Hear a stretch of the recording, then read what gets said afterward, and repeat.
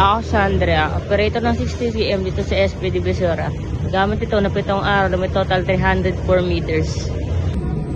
Ito po yung printer head.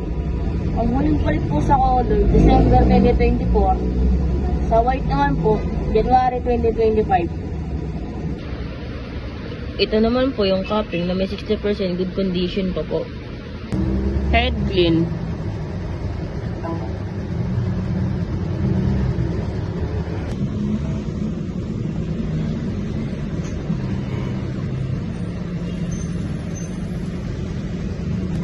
Kung nasa ng wiper after head clean.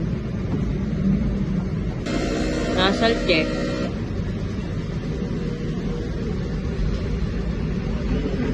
Ito po yung ABR at ground wire. Ito po yung aming stocks. Ito po yung colored at white ink. Ito naman po yung pill out powder. Consumable. So, consume ako ng 4 na powder, 5 sa white, 2 sa pill. Ito po yung output